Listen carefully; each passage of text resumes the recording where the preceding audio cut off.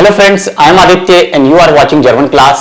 आज की वीडियो में हम बात करेंगे German study plan, German learning complete student plan. एक स्टूडेंट के लिए जर्मन लर्निंग के लिए किस तरह का रोड मैप, क्या क्या डिफिकल्टी है, वो हम देखेंगे डिटेल में।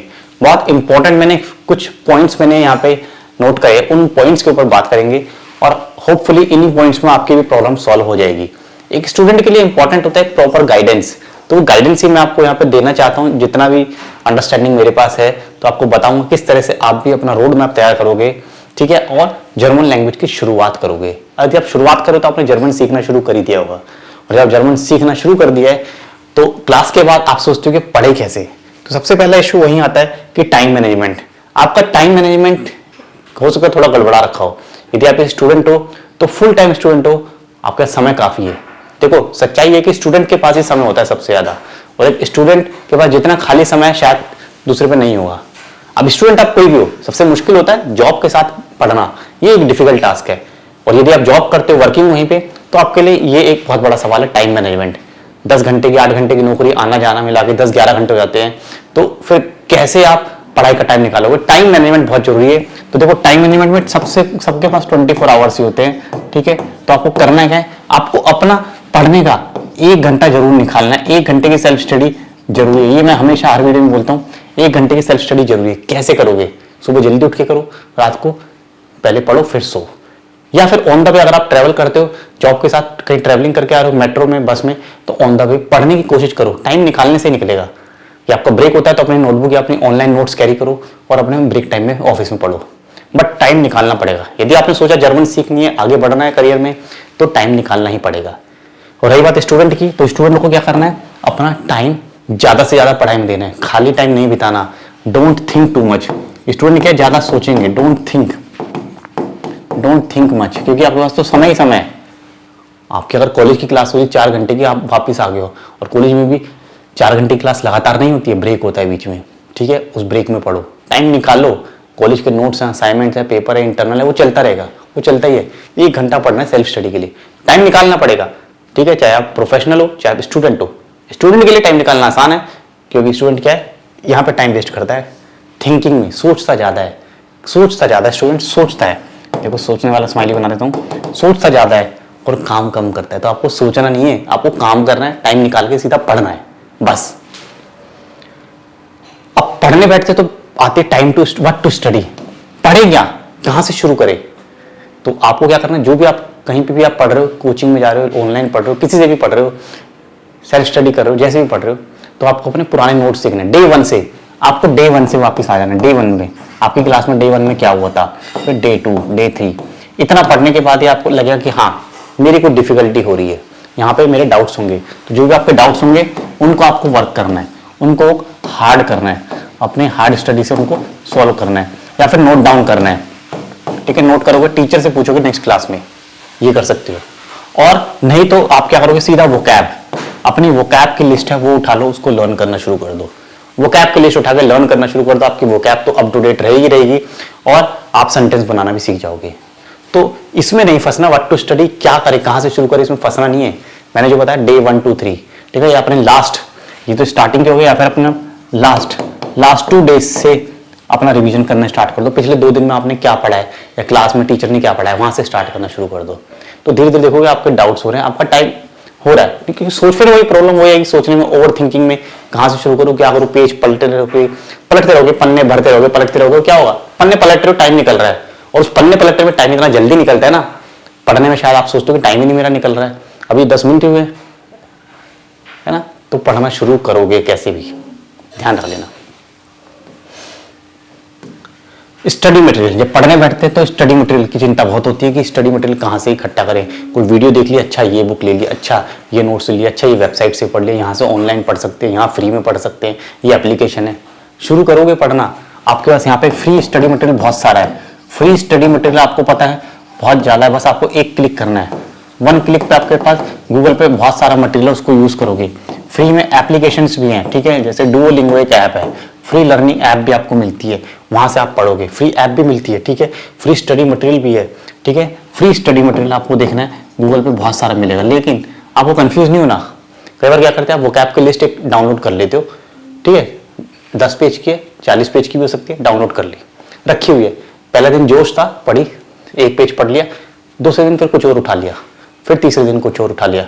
अब आप भूल गए कि आपने जो लिस्ट शुरू करी थी पढ़ना वो आपने खत्म ही नहीं करी है, आप दूसरा मटेरियल ढूंढ रहे हो। ऐसे नहीं करना।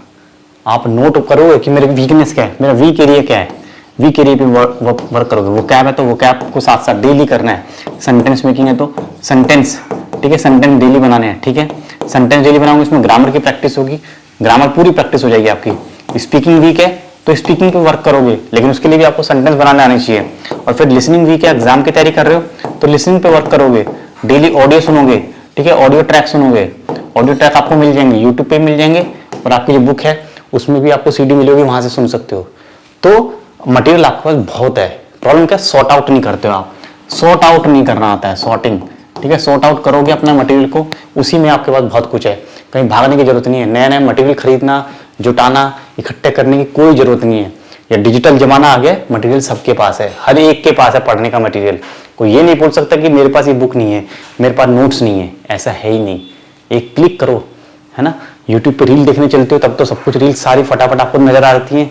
इंस्टा पे सारे पेजेस पता है कौन से पेज पे क्या मिलता है, हॉलीडे पैकेज कौन से पेज से आएगा, ठीक है, हॉलीडे पैकेज कहाँ से लें हम, बेस्ट खाना फास्ट फूड कैसे ऑर्डर करें, डिलीवरी कैसे घर पे पहुंचाएं खाना फास्ट फूड, ये सब। लेकिन पढ़ने की बारी आती है तो आपको नहीं समझ आता है कहाँ से नोट्स ढूंढें, कहाँ से ग्रामर की एक्सरसाइज ढूंढें, कहाँ से मैं अपनी फ्री में ऐप की प्रैक्टिस करूँ, कहाँ से लिसनिंग की प्रैक्टिस करूँ। ऐसा क्यों? गूगल पे सर्च करो ना, खाना भी तो सर्च किया था, पास की नियर बाय शॉप भी तो सर्च करी थी, ये भी मिल जाएगा। करो तो सही सर्च, करते नहीं हो सर्च ना, प्रॉब्लम है, सर्च करते ही नहीं हो। सर्च करोगे तो मिलेगा आपको। फिर आती जर्मन एग्जाम। आजकल सबसे ज्यादा चर्चा है कि टेल्क करें या गोएथे करें। आके आप यहाँ पे फंस जाते हो कि क्या करें, कौन सा सही है। इन दोनों में से इंटरनेशनल एग्जाम कौन सा है, कौन सा वैलिड होगा। मैंने जर्मन पढ़ ली, एग्जाम दे दिया, मैं जर्मनी में फाइल लगवा रही हूँ अपनी, तो वहाँ पे क्या मानेंगे। क्योंकि क्या अभी तक गोएथे ज्यादा चलता आ रहा है कि गोएथे ही सब कुछ है, ऐसा नहीं है। टेल्क की भी बराबर ही वैलिडिटी है, दोनों इंटरनेशनल एग्जाम है, दोनों ही इंटरनेशनल एग्जाम है। मैं नहीं कह रहा हूँ आप वेबसाइट पे जाओगे, ठीक है, इंटरनेशनल एग्जाम है, किसी को प्रमोट नहीं कर रहा हूँ मैं, I am not promoting anything, just telling what is the truth. सच्चाई क्या है शायद आपको भी पता है, लेकिन उसमें बहकना नहीं है, मिसगाइड नहीं होना। मेरी बात भी समझ नहीं आ रही तो खुद से वेबसाइट सर्च करो, आपके पास एक्सेस है, इंटरनेट है, जाओ सर्च करो, देखो, पढ़ो। गोएथे और टेल्क दोनों इंटरनेशनल एग्जाम्स हैं, दोनों की बराबरी मान्यता है, पूरा माने जाते हैं सब जगह। स्विट्जरलैंड हो, ऑस्ट्रिया हो, जर्मनी हो और जर्मन स्पीकिंग कंट्रीज में अच्छे से चलता है। दूसरा बात करूँ मैं टेल्क की, फीस। आपको क्या क्या ध्यान रखना है, फीस। जब आप कोई भी एग्जाम सेंटर चूज करोगे तो उसमें आपको फीस का ध्यान रखना है, एग्जाम सेंटर देखना है, आपके नियर बाय कौन सा है, ठीक है, ठीक है, ये आपको ध्यान रखना है। और मोड, आपको क्या पसंद है, आपको डिजिटल मोड पसंद है, या आपको ऑफलाइन मोड में एग्जाम देना पसंद है, या आपके लिए कोई मैटर नहीं करता, आप कोई भी दे सकते हो। तो फीस सबसे बड़ा इशू है, फीस इतनी ज्यादा हो गई है एग्जाम की, क्या ही करे। एक एग्जाम को देने में बहुत बार सोचना पड़ता है कि अगर फेल हो गए तो दोबारा फीस जाएगी, और बहुत ज्यादा फीस है। फीस आपको पता है ना, B1 और B2 लेवल की फीस में अगर बात करूं B1 की, तो कम से कम 18K के करीब फीस पहुंच रही है, और जो कहीं कहीं पे आपको 22,000 तक देनी पड़ती है। 18 से 22,000 रुपए तक की फीस है अलग अलग जगह पे टेल्क के, क्योंकि सेंटर्स अलग अलग है और हर एक सेंटर पे फीस अलग अलग है टेल्क की। ये बात बड़ी आश्चर्य वाली है ना। नोएडा के सेंटर में कुछ है, आगरा में कुछ है, चेन्नई में कुछ है, बेंगलोर में कुछ है, सब सेंटर्स की फीस अलग अलग है। क्या करें, अलग अलग सेंटर्स हैं, सेंटर अलॉट किए गए हैं, प्राइवेट लोग हैं, सेंटर चला रहे हैं, अलग अलग फीस है सबकी। आपको बड़ा ध्यान से सोचना है, बड़ा ध्यान से समझना है, समझ के करना है, ठीक है, जल्दबाजी में नहीं करना कुछ भी, ठीक है, इस बात को ध्यान रखोगे आप। जल्दबाजी में कुछ नहीं करना, बहुत सोच समझ के डिसाइड करना है क्या सही है आपके लिए, है ना।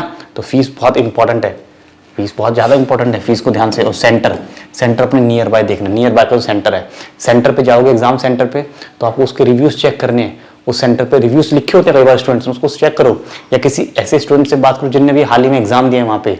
ये सब आपको रिसर्च वर्क करना है, ये सब रिसर्च वर्क आपको खुद से करना है, ठीक है। एग्जाम सेंटर्स के बारे में एक तो रिव्यूज देखोगे, ठीक है, रिव्यूज पढ़ोगे, ठीक है, आप फीस देखोगे, वहाँ पे फीस वेबसाइट पे क्या है, ठीक है। रिव्यूज कहाँ से मिलेंगे आपको, स्टूडेंट से जिसने एग्जाम दिया हो, ठीक है, गूगल पे आप रिव्यूज पढ़ सकते हो। फीस देखोगे आप, फीस आपकी कौन सी आपको सही लगती है, ठीक है। सेंटर के बारे में आप जानोगे कि सेंटर कहाँ पे नियर बाय है, ठीक है, आपका आने जाने का वहाँ पे ट्रैवलिंग कॉस्ट कितना लगेगा, और सेंटर की ऑथेंटिसिटी क्या है, ये भी जांच लेना जरूरी है, क्योंकि आपकी जेब से 18-20 हज़ार रुपये जा रहे हैं, है ना। तो किसी स्टूडेंट से संपर्क करना बहुत जरूरी है। अगर कोई स्टूडेंट मिल जाए जो एग्जाम देकर आए, वो सबसे बेस्ट है। वो सबसे बेस्ट एग्जाम्पल है। गूगल वगैरह सब फेल है उसके आगे। तो पर्सनली या किसी को आप जानते हो, किसी थर्ड पर्सन के थ्रू किसी तक वहां तक पहुंच जाओ, अपने क्लासमेट्स के थ्रू वहां तक पहुंच जाओ, या किसी और के थ्रू। ऐसा स्टूडेंट जिसने हाल ही में वहां एक सेंटर पे एग्जाम दिया है, वो आपको सही बताएगा। तो एग्जाम सेंटर सही से चूज करोगे, फीस जैसे देखोगे, क्योंकि हर एक की अलग अलग है। टेल्क की तो अलग अलग सेंटर पे अलग है। गोइटे की फीस सेम रहती है। गोइटे की ऑलमोस्ट सभी सेंटर पे फीस सेम है, ठीक है, क्योंकि इसका जो मैनेजमेंट है एक पर्टिकुलर एक जगह से स्ट्रॉन्ग मैनेजमेंट है और पूरा सेम यूनिफॉर्मिटी रहती है, ठीक है। एग्जाम का पैटर्न सेम है, वो तो टेल्क का भी सेम है। फीस सब जगह सेम है, चाहे दिल्ली, मुंबई, बेंगलोर, पुणे, सब जगह फीस सेम है। एग्जाम की फीस, कोर्स की फीस सेम ही रहती है लगभग, इतना अंतर नहीं होता। 2 से 4,000 5,000 रुपये का अंतर नहीं आता है। टेल्क एग्जाम की फीस में आपको अंतर आएगा, अगर सेंटर जैसे मुंबई यूनिवर्सिटी में भी सेंटर होता है टेल्क एग्जाम का, अगर आपको नहीं पता है, वहाँ फीस बहुत कम है, बजाय दूसरे किसी सेंटर में आप देखोगे फीस आपको 5-6 हज़ार रुपये ज़्यादा मिलेगी। मुंबई में फीस कम है क्योंकि वो मुंबई यूनिवर्सिटी के पास है एग्जाम सेंटर, तो फीस वहाँ पे कम है। देख लेना जो लोग मुंबई में है, ठीक है, मुंबई यूनिवर्सिटीज़ के भी सेंटर है टेल्क के, वो भी टेल्क एग्जाम कराते हैं, तो उनकी वेबसाइट पे जाके आप इन्फॉर्मेशन ले सकते हो। फीस वहाँ पे काफ़ी आपको कम मिलेगी दूसरे सेंटर्स के टेल्क के, ठीक है। तो ये आपका यहाँ पे बहुत समझदारी से आपको डिसीजन लेना है और पढ़ाई करते रहो। मेरे चैनल पे वीडियोस है आपके लिए, काफ़ी हेल्प मिलेगी आपको, सभी स्टूडेंट्स को मिलती है, आपको भी मिलेगी, फ्री ऑफ कॉस्ट सबके लिए एक्सेस है। आप देखो, नोट्स बनाओ, दूसरों को भी गाइड करो, उनको भी बोलो पढ़ने के लिए। चैनल पे बहुत सारी वीडियोस हैं, पढ़ते रहो। और नीचे वेबसाइट है मेरी, कॉन्टैक्ट डिटेल्स भी है, कॉन्टैक्ट कर सकते हो जैसे भी आपको कोर्स वगैरह कोई परचेस करना है। Thank you so much, all the best.